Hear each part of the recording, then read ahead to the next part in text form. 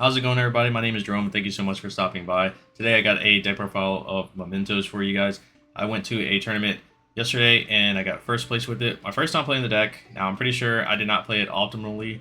I'm pretty sure I made mistakes left and right with it, but it is what it is. It is a very, very difficult deck to pilot. This is probably the one of the hardest decks to be playing right now in this current format. I would say that this and the Ritual Beast is really hard to pilot right now in this current format. It's not a very straightforward deck. There is lines that you can do that are very straightforward, but it all depends on your opening hand. This is kind of a deck that you have to kind of make up your plays as you go.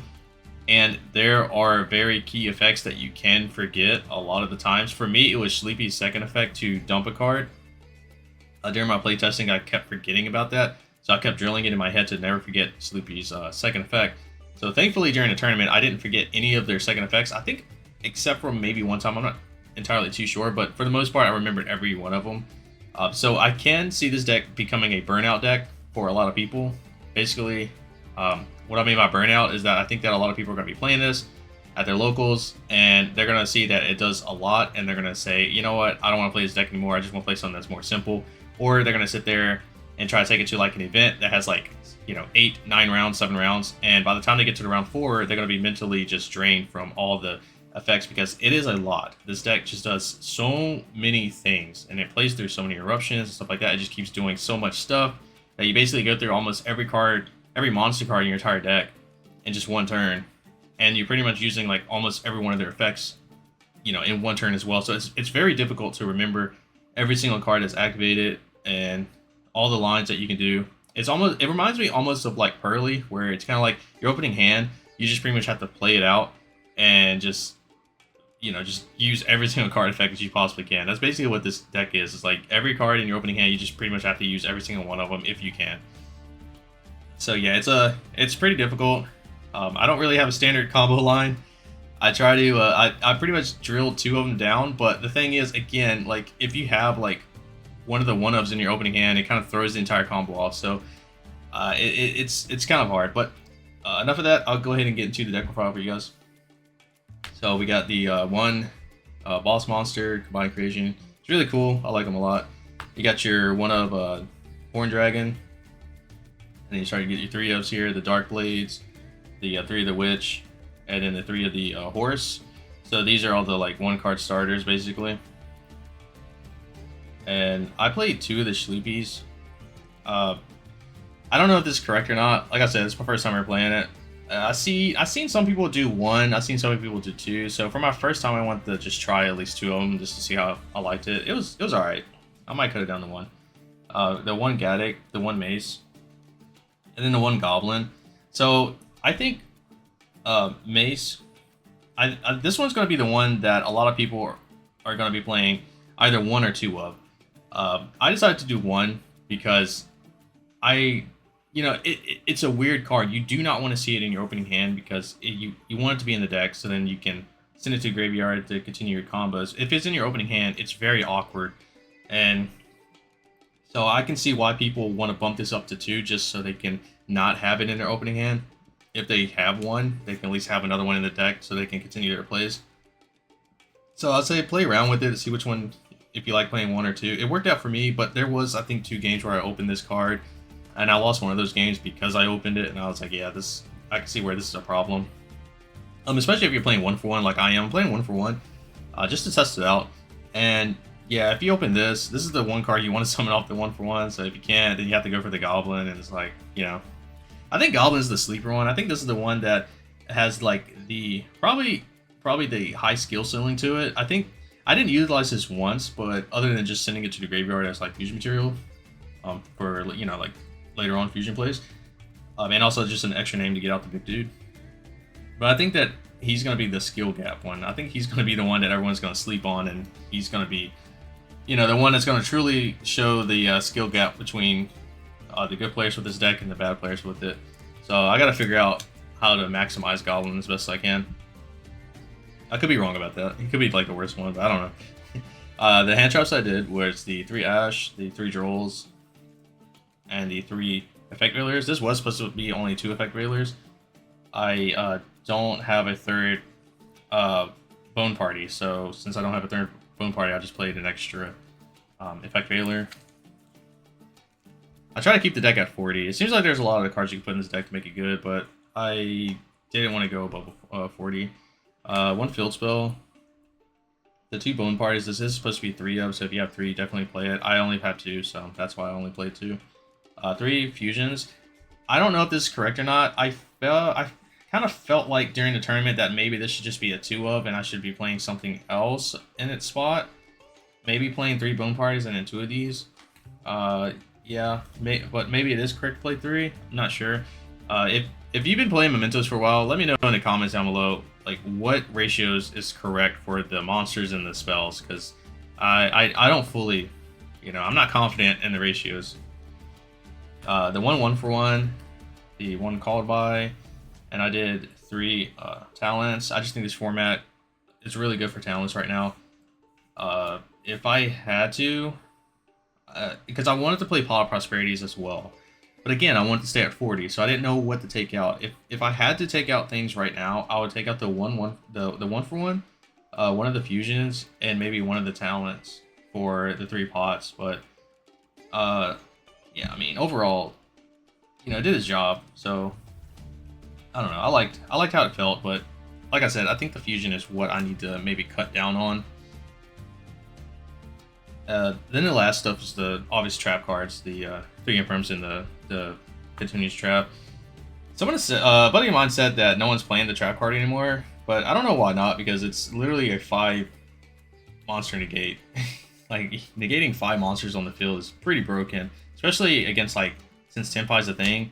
I don't know why you wouldn't want to play this. It seems like it would just kind of instantly win you against, like game 1 or whatever, or even game 2 against them, since they're going to make you go first. So yeah, I don't know. And I think 2 of my games, actually, I won because I had the trap card. So I don't know. I don't know if that's like the move now. I just think it's kind of ridiculous. Trap card's broken, so I don't know. I liked it. For the extra deck, played the 2 new fusion guy. Pretty insane. The 2 twin dragon thing. Guardian Chimera. These were all the fusions that I played. I had a mistake where I was playing the Baphomet. So I switched it out now, but I was playing a Baphomet. I don't know why. So I wasn't even playing the Baphomet build. Like, it has like a completely different line and stuff. So I don't know how I had that in here, and I was like, oh crap. So the links, I played SP, Nightmare Griffin. Sorry, not Nightmare Unicorn. So in the other build, this was the Baphomet, and that's why. And I couldn't figure out what I did. I played a Baphomet for a tournament. It wasn't supposed to be. It was supposed to be this. So play this. Anima, IP, Dark, Celine, Axis, Code Talker, and the Alpalooza. Yeah, not much to say about these cards. I don't think I actually went into most of them, except for I think, shockingly enough, SP was like the one that I went to the most. And then the last 2 cards were Chaos Angel and Typhon. Nothing to say about that. You can make Chaos Angel. You can make it with like the fusion, like one of the main deck monsters. And there's 2 main deck monsters you can make it with. It's like, I don't know, I can't remember off the top of my head. Their levels are like all over the place. Just know you can make it. Alright, for the side deck, I did 3 ghost spells. So my friend told me to play ghost spells in the side deck for this deck, because your opponents are going to be putting in like DD Crows, and you could lose to Bistials as well. And so I listened to them, and I put the ghost spells in, and they actually came up. Both times I had them, they came up. Oh, interesting enough, against one of my friends, we had a crazy chain link. It was like a master duel chain link, man. It was crazy. Like, I did one effect, and he chained a card. I chained another card, and he chained a card to counter that. He activated DD Crow to target my card in graveyard. So then I chained my ghost spell, and then his last card that he had was called by. He chained called by. And I was like, oh my god, dude. We had like, it was a crazy master duel moment, even though it was in real life. But basically, it was cool. It was cool. He ended up winning that game because of it, but it still can come up. It's still good. I don't know how, but my opponents always draw a call by against me. So 3 Dark Rulers. I don't think I need to side these in once. Yes, and it never came up, but they could. Double Dark Hole. So let me explain this. So I was playing, you know, I did the whole Raigeki video and stuff like that. Now, granted, that was prior to me knowing anything about Mimigools. So now we have another issue, and it's Mimigools, and they're cool because they summon to, you know, your opponent's field. Well, the thing is, if you're on the receiving end of that and they summon to your field, Raigeki is not going to really do anything for you. You know, you can activate Raigeki, destroy their monsters, but you're still stuck with the face down monster on your field, and now you can't normal summon or anything like that. And this deck needs to do its normal summon. I mean, yeah, it needs to do its normal summon. It's not like, you know, like Snake Eyes and stuff where you can just freely switch summon things out. You need a normal summon. So, to not be in that weird lock, I just put in Dark Holes, so then I can pretty much clear everything. I can clear all the monsters they give me and their monsters, and then I can just start playing from there. So I think Dark Hole is going to be something that you should probably look at if Mimigools is becoming a thing in your area. So the Harpy's Feather Duster, 2 Lightning Storms. Again, I listened to my buddy on this one, the 3 Judgments. He told me that these are mandatory, the 3 Judgments and the 3 Ghost Spells, and I truly believe him because you don't have a way of stopping spells and traps with this deck. Maybe there is, I don't know. I have seen some people summon like a Link monster. I think maybe that's the spell and trap part negate, but I don't have that thing, and I don't even know what it's called. So I listened to him, and I just put the Judgments in, and yes, they do come up. They're really good. They can stop the Evenlies, they can stop the Lightning Storms, stuff like that. So yeah, play them. And then last card was there can only be one because, shockingly enough, they're all different types. I thought that they were all fiends, but then when I was looking through it again, I was like, oh wait, these are like, one's a worm, one's a beast, one's a fiend, one's a dragon. So I was like, oh, I think it's a dragon. I don't even know. But I was like, holy, I was like, these. I didn't know that. I thought they're all the same types, but yeah, they're definitely not. So yeah, you can play There Can Only Be One in this deck. Yeah, so that would do it for the deck profile, guys. If you like the video, well, like the video, and then also subscribe to keep up with more deck profiles and stuff like that. My next deck I'm going to be testing out is obviously the Mimigools. And like I said earlier, let me know if you play this deck or whatnot, what your ratios are with the spell cards and the monsters. I would gladly like to know what to do with that. And yeah, I'm going to be playing this deck more often to fully understand it, because I think that this truly is going to be a very skillful deck to play. And I do like playing skill decks a lot, and also control decks. So yeah, thank you so much for watching, and I'll catch you guys in the next one. Peace.